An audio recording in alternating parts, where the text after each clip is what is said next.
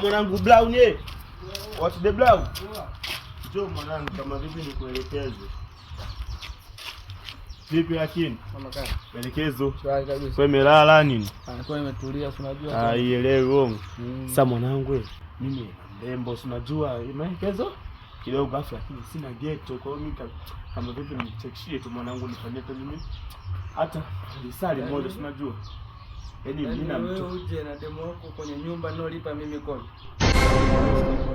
Sasa unisaidia tu mwanangu kama dakika 7 hata unajua hata nusu saa lisali moja tu simsela yako mwanangu sasa kulipa kodi. Nisaidie tu mwanangu. Sasa mimi msela yako tena nataka uonekane mwanangu. Unajua nini? Kwanza tukianza wewe ni mchafu. Mimi siwezi nikakupa geto langu. Sasa mwanangu mimi mchafu hivyo wa kuniona mwanangu. Nikupa geto langu mwanangu. Mbona unashinda kuwa mwanangu na maisha yako wewe mwanangu sisi kidogo? Hapana, unajua kwa nini? Hii mimi nyumba nalipa kodi ndefu sana. Alafu nje nikupe geto mtu kama wewe. Wewe unaona kweli nenda kalale basi kwenye nyumba ya wazazi wako. Sasa unajua mwanangu mimi siishi na wazazi wako mbali afu kwa hiyo mimi. Sasa wewe unaishi wapi? Unaishi wapi? Mimi naishi kwa sister muda wote yuko maskani. Kwa hiyo unashinda kunifanyia maisha kweli mwanangu. Wewe nisaidie. Kwa hiyo mwanangu geto endaga tufanye mwanangu twalibu hadi urafiki mwanangu. Hapana, siwezi. Wewe una hela ya rojo.